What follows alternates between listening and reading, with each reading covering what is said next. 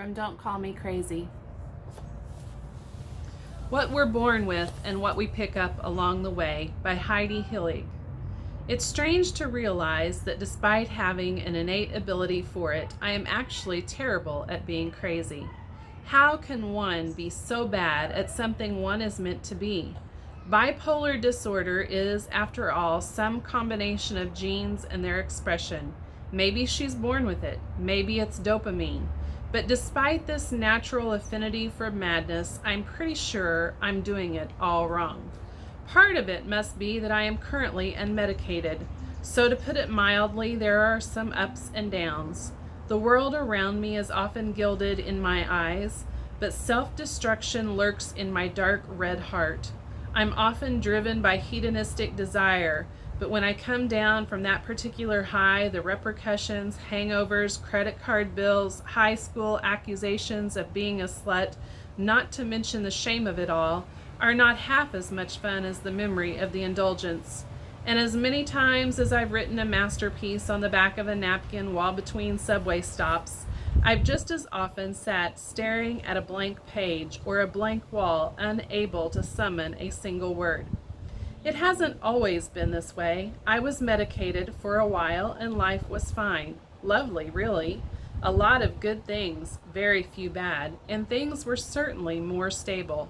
Why did I stop? I'm still trying to understand that. No, that's a lie. I know why I stopped. I was trying to get pregnant, and the medication I was taking was listed as Class D. Adverse reactions have been found in humans. I didn't want adverse reactions. Who does?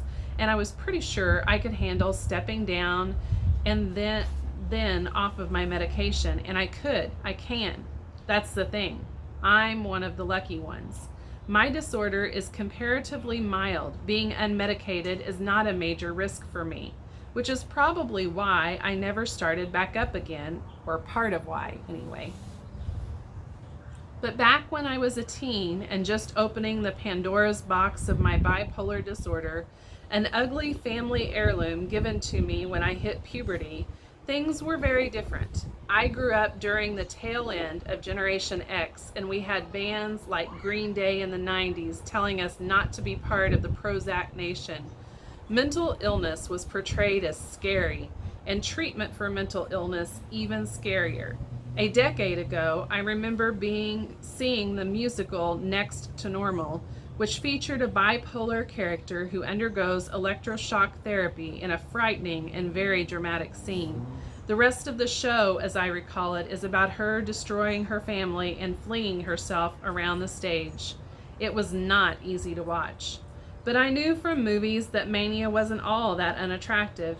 The manic pixie is always a dream girl, from Shirley MacLaine in The Apartment 1960 to Penny Lane in Almost Famous in 2000. There seemed to be nothing sexier than a failed suicide attempt. It sounds ridiculous when I put it that way, but what is one glib sentence against a deluge of celebrated attempts at self-destruction? When we aren't terrible mothers or self-destructive sex addicts, we can also be killers or villains. The Shining is a wonderful example of a murderous madman. Even better, he's a writer, just like me. These days, especially in young adult fiction, there are more and more books that offer a nuanced and humanizing understanding of mental illness, and they are rightly praised. Teens are shown visiting with non-evil doctors and taking non-terrifying pills. Even better, they find hope. It's a strange new world for me to witness, and a beautiful one. Maybe someday I'll feel at home there, but I don't, not yet. The lessons I learned early have taken deep root, and it is hard to cultivate new ideas. I'm not sure why, though. My guess is that it has something to do with the malleable nature of intelligence in youth, and the fact that our brains stop growing at age 20. The younger you are, the easier it is to learn, for better or worse.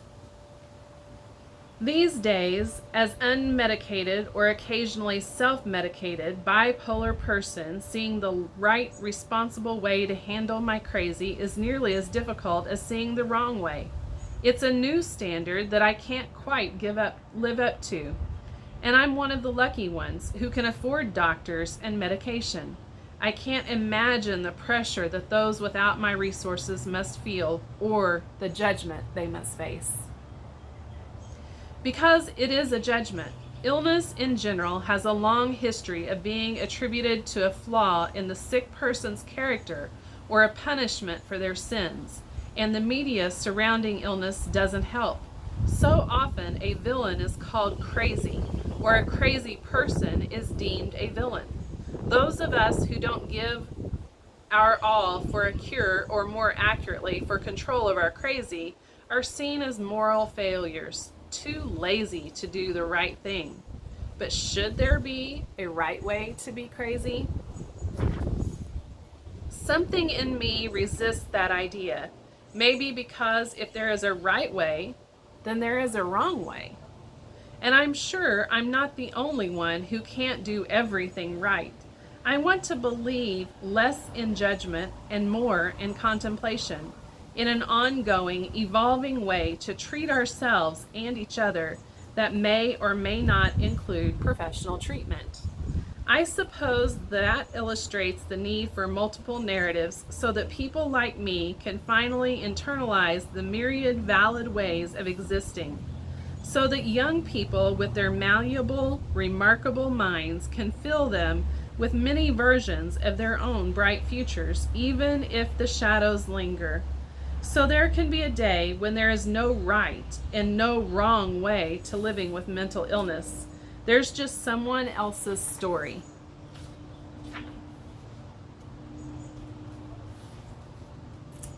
What We're Born With and What We Pick Up Along the Way by Heidi Heilig from Don't Call Me Crazy.